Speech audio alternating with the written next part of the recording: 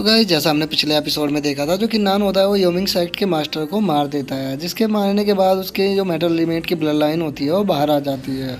और किन्नान जो होता है उस ब्लड लाइन को एब्जॉर्ब करने के लिए उसकी ओर बढ़ने लगता है और वो उसे एब्जॉर्ब करने लगता है। जिसके बाद हम देखते हैं जो किन्नान होता है उसके चारों ओर से लाइटें निकलने लगती है और किन्नान को बहुत ही ज़्यादा पेन हो रहा होता है, क्योंकि जो मेटल एलिमेंट ब्लड लाइन होती है काफ़ी ज़्यादा पावरफुल होती है। इसीलिए किन्नान के ओर चारों ओर से लाइटें बरसने लगती है आसमान से। और किन्नान जो होता है वो सोचता है कि सच में ये जो ब्लड लाइन है ये फायर एलिमेंट ब्लड लाइन से भी ज़्यादा पावरफुल है। इतना पेन तो मुझे तब भी नहीं हुआ था जितना मुझे अब हो रहा है। इसके बाद हमारा जो व्यू होता है वो मास्टर पे जाता है, जो कि किन्नान को देखते हुए बोलते हैं कि ये बच्चा काफ़ी नसीब वाला है जो इसको ये ब्लड लाइन मिल गई, अब ये जल्दी ही ब्रेक थ्रू कर जाएगा। इसके बाद हम किन्नान को देखते हैं जिसने कि मेटल ब्लड लाइन को पूरी तरह से एब्जॉर्ब कर लिया होता है और वो खुश होते हुए मास्टर से बोलता है कि मास्टर फाइनली मैंने ब्रेक थ्रू कर लिया, मैं अब डिवाइन रियलम के 3rd लेवल पर पहुंच चुका हूँ। इसके बाद जो मास्टर होते हैं वो भी किन्नान से बोलते हैं कि बच्चे तुम बहुत ही खुशकिस्मत हो, तुम्हारे पास इस टाइम 5 एंशिएंट ब्लड लाइन है, तो कोई भी नॉर्मल कल्टीवेटर तुम्हारे साथ फाइट नहीं कर सकता है। तुम्हारी जो इस टाइम पावर है वो नॉर्मल कल्टीवेटर से बहुत ही ज़्यादा है। वे ये सब बातें कर ही रहे होते हैं, तभी जो किन्नान होता है उसका ध्यान सामने जाता है जहाँ पे एक एनर्जी का पोर्टल खुल रहा होता है और उसे देख के जो किन्नान होता है वो भी काफी ज्यादा शॉक हो जाता है और वो शॉक होते हुए बोलता है ये तो डेविल गॉड है। और तभी हमें दिखाया जाता है जो डेविल गॉड हो जाता है उस किन्नान के सामने आता है और वो किन्नान से आते हुए बोलता है कि बच्चे ये इतना भी बुरा नहीं था, तुमने योमिंग सेक्ट के मास्टर को मार डाला, इससे पता लगता है जो तुम्हारी पावर है वो काफ़ी ज़्यादा बढ़ चुकी है। मैं तो सच में तुम्हारी पावर से इम्प्रेस हो गया हूँ। तुम्हारे पास अभी भी एक मौका है, तुम मेरी साइड आ सकते हो। मैं तुम्हारे जैसे टैलेंटेड बंदे को मारना नहीं चाहता हूँ, मैं चाहता हूँ कि तुम मेरे साथ मिलकर इस दुनिया पे राज करो। लेकिन जो किन्नान होता है उसे उसकी बातों से कोई भी असर नहीं होता और वो उसकी ओर अटैक करने के लिए बढ़ जाता है और वो उससे बोलता है कि अब तुम मरो। और हम देखते हैं जो किन्नान की तलवार होती है वो उसके आर पार हो जाती है, बट उसको कोई भी असर नहीं होता। उसके शरीर में एक होल हो चुका होता है, जिसे देखने के बाद किन्नान भी काफी ज्यादा शॉक हो जाता है और उसको समझ में नहीं आता कि आखिर यहाँ पे अभी क्या हुआ। किन्नान को ऐसा शॉक देख के जो डेविल गॉड होता है वो हंसते हुए किन्नान से बोलता है कि किन्नान तुम तो बहुत ही ज्यादा मासूम हो, तुम्हें क्या लगता है कि मैं अपनी रियल बॉडी के साथ तुम्हारे सामने आऊंगा? नहीं, मैं इतना बड़ा बेवकूफ भी नहीं हूँ कि अभी से तुम्हारे सामने अपनी रियल बॉडी को ले आऊँ। मेरी जो रियल बॉडी है वो डार्क में छुपी हुई है और मैं तुम्हें धीरे धीरे वहाँ से देख रहा हूँ। मेरी जो नजर है वो तुम पे 24 घंटे बनी रहेगी, तुम मुझसे नहीं बच पाओगे। इसकी बातों को सुन के जो किन्नान होता है उससे बोलता है कि अच्छा, पर तुम्हारा जो प्लान था यहाँ पे नॉर्थर्न रीजन में अपने क्लोन को छोड़ के ब्लड लाइन लेने का, वो तो मैंने फेल कर दिया है। मैंने तुम्हारे क्लोन को मार डाला है, तो अब तो तुम यहाँ से कुछ भी लेके नहीं जा सकते। इसकी बातों को सुन के जो डेविल गॉड होता है वो किन्नान से बोलता है कि अच्छा, तुम्हें ऐसा लगता है कि मैंने कुछ भी नहीं पाया यहाँ से, पर मुझे यहाँ से कुछ भी कलेक्ट करने की जरूरत ही क्या है जब मेरा काम को तुम कर रहे हो। तुमने 5 ब्लड लाइनों को कलेक्ट कर लिया है और जब तुम और 5 एंशिएंट ब्लड लाइनों को कलेक्ट कर लोगे तो मैं आके तुमसे वे एंशिएंट ब्लड लाइन को छीन लूँगा। या मुझे तो छीनने की भी ज़रूरत नहीं है, मैं तो तुम्हारी बॉडी को ही पूरा अपने वश में कर लूँगा। तुम्हारी बॉडी एकदम सूटेबल है मेरे रिबॉन्ड के लिए, तो अपनी बॉडी को संभाल के रखना और मेरे लिए और 10 एंशिएंट ब्लड लाइनों को कलेक्ट कर लेना। मैं बहुत ही जल्द तुमसे 10 की 10 एंशिएंट ब्लड लाइन और तुम्हारी बॉडी को लेने आऊँगा। तो तुम्हें कोई भी चिंता करने की ज़रूरत नहीं है, मैं तुम्हारा एक सपना तो पूरा कर ही दूँगा गॉड बनने का। मैं जब तुम्हारी बॉडी को कब्जा लूँगा तो मैं उससे गॉड रियलम में पहुँच जाऊँगा, तो उससे तुम्हारा भी सपना पूरा हो जाएगा गॉड बनने का। तो बस टाइम का इंतजार करो और मेरे लिए एंशिएंट ब्लड लाइनों को कलेक्ट करो। इसकी बातों को सुनकर जो मास्टर होते हैं वो काफ़ी ज़्यादा गुस्से में आ जाता है और गुस्से में आते हुए डेविल गॉड से बोलता है कि सियाओ जुन, आखिर तुम खुद को समझते क्या हो?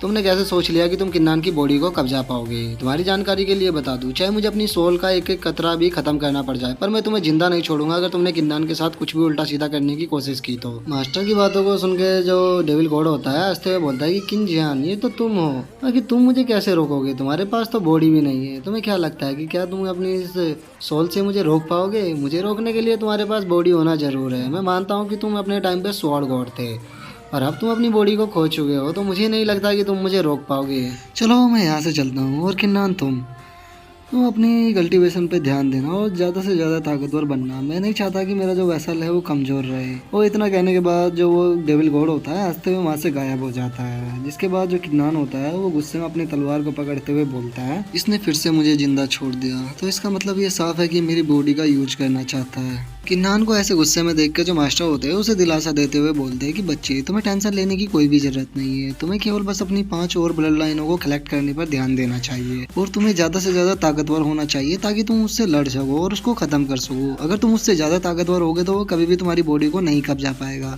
मास्टर की बातों को सुनने के बाद जो किन्नान होता है वो बोलता है कि ठीक है मास्टर, मैं अब ज्यादा से ज्यादा ताकतवर होने पर ध्यान दूंगा और साथ ही मुझे अब निंग का भी ध्यान रखना होगा, क्योंकि मुझे उसकी बातों से लग रहा है कि उसने निंग की ब्लड लाइन को छीन लिया है, जिस कारण जो निंग है वो काफ़ी ज़्यादा वीक हो चुकी होगी। तो अब मेरे ऊपर उसकी भी जिम्मेदारी है, मैं उसको ऐसी कमज़ोर हालत में अकेला नहीं छोड़ सकता, तो मुझे ब्लड लाइन को कलेक्ट करने के साथ उसका भी ध्यान रखना होगा।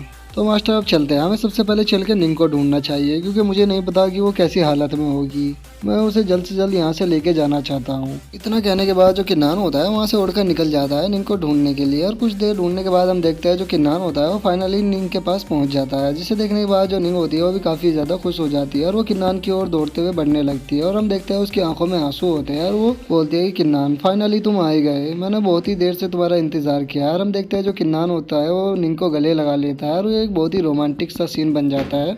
जिसके बाद जो किन्नान होता है वो निंग से पूछता है कि क्या तुम ठीक हो। तो निंग जो होती है उसकी आंखों में आंसू होते हैं और वो रोते हुए किन्नान से बताती है कि इन्होंने मेरी ब्लड लाइन को छीन लिया। जो डेविल गॉड है उसने मेरी डायरेक्टली मेरी ब्लड लाइन को मेरे शरीर से निकाल कर अलग कर दिया था।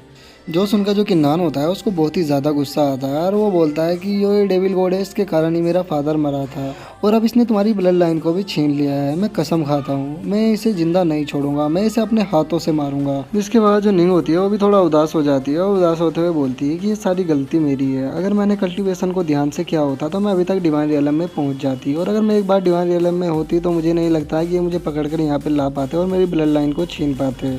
अब तो ऐसा ही लगता है कि बस मेरा जो कल्टीवेशन का सफ़र था वो यहीं पे ख़त्म हो गया है। अब मुझे नहीं लगता मैं कभी दोबारा कल्टीवेशन कर पाऊंगी। निंग को ऐसे उदास देख के जो किन्नान होता है उसके कंधे पर हाथ रख के उसको समझाने लगता है और उससे बोलता है कि निंग उदास होने की कोई ज़रूरत नहीं है। तुम्हें याद है जब मैं तुमसे पहली बार मिला था उस टाइम पे तुम बॉडी ट्रेनिंग के केवल सेकंड लेवल पर थी। मुझे लगा था कि तुम एक बहुत ही बेकार कल्टीवेटर हो, यहाँ तक कि मैंने तुम्हारा मजाक भी उड़ाया था। पर तुमने जब कल्टीवेशन को सीरियस होकर स्टार्ट किया था तो तुमने सारे रिकॉर्ड तोड़ दिए थे। तुम बॉडी ट्रेनिंग के सेकंड लेवल से डायरेक्ट ह्यूमन रियलम के थर्ड लेवल पर पहुंच गई थी, जिस कारण पूरे सेक्ट में हंगामा मच गया था। तो जिस निंग को मैं जानता हूँ वो इतनी आसानी से तो हार नहीं मानेगी। मैं जानता हूँ अगर तुमने अभी भी अपने कल्टीवेशन को सीरियस होकर स्टार्ट कर दिया तो तुम बहुत ही जल्द मुझको भी पीछे छोड़ दोगी। तो ऐसे गिव अप करने की कोई भी ज़रूरत नहीं है। ये जो तुम्हारा टैलेंट है वो बहुत ही ज़्यादा एक्स्ट्रा ऑर्डिनरी है, तुम मुझसे भी ज़्यादा टैलेंटेड हो। किन्नान की ऐसी बातें सुनने के बाद जो निंग होती है वो भी काफ़ी ज़्यादा मोटिवेट हो जाती है और वो मोटिवेट होते हुए बोलती है कि हाँ तुमने सही कहा, मैं इतनी जल्दी हार नहीं मान सकती हूँ। मुझे अपनी पूरी मेहनत करनी होगी ताकि मैं जल्द से जल्द तुम्हारे बराबर पहुँच सकूँ। अगर मैं अपना पूरा 100% दूंगी तो हो सकता है कि मैं डिवाइन रियलम में ब्रेक थ्रू कर जाऊँ और फिर मैं तुम्हारे साथ फाइट में भाग ले सकूँ। इसके बाद जो किन्नान होता है वो निंग से बोलता है कि टोटल 4 एंशिएंट ब्लड लाइन अभी और बाकी है, जिनमें से जो 3 एंशिएंट ब्लड लाइन है, ब्लड लाइन ऑफ दादी जाई, ब्लड लाइन ऑफ रक्षा और पैटर्न ऑफ गॉड्स, ये तीनों ब्लड लाइनों की लोकेशन किसी को भी मालूम नहीं है। तो जहाँ तक मुझे लगता है कि वो चौथी एंशिएंट ब्लड लाइन को लेने के लिए जाएगा, जो कि वाटर एट्रीब्यूट की ब्लड लाइन है। इसके बाद जो मास्टर होते हैं वो बाहर आ जाता है और वो बाहर आते हुए किन्नान से बोलते हैं जो वाटर एट्रीब्यूट की जो ब्लड लाइन है वो वैसे तो ईस्टर्न रीजन में पाई जाती है, पर मुझे नहीं लगता कि वो इस टाइम ईस्टर्न रीजन में होगी, क्योंकि तुम खुद तो देख सकते हो जो तुम्हारी फायर एट्रीब्यूट की ब्लड लाइन थी वो ओरिजिनली सेंट्रल रीजन में होनी चाहिए थी, बट वो सेंट्रल रीजन में ना होकर तुम्हारे नॉर्थर्न रीजन में थी। तो इसी तरह से मुझे लगता है जो तुम्हारी वाटर एट्रीब्यूट की ब्लड लाइन है वो भी किसी दूसरे रीजन में होगी। और सबसे बड़ी डिफिकल्टी की बात यह है जो बाकी की 3 एंशिएंट ब्लड लाइन है उनकी लोकेशन किसी को भी नहीं पता है। तो अब हमारे लिए इन ब्लड लाइनों को ढूंढना और भी ज़्यादा डिफिकल्ट होने वाला है, क्योंकि हम नहीं जानते कौन सी ब्लड लाइन की लोकेशन कहाँ पर है। जो सुनने के बाद जो निंग होती है वो बोलती है कि अगर हमारे लिए उन्हें ढूंढना मुश्किल है तो मुझे नहीं लगता कि डेविल गॉड भी उनको ढूंढ पाएगा, क्योंकि उसकी लोकेशन मुझे नहीं लगता उसको भी पता होगी। और गाइस निंग के ये कहते के साथ ही जो हमारा आज का एपिसोड है वो यहीं पे ख़त्म होता है। अगर वीडियो अच्छी लगी हो तो वीडियो को लाइक करना, चैनल को सब्सक्राइब करना। मैं मिलता हूँ आपसे नेक्स्ट वीडियो में, तब तक के लिए बाय बाय गाइस।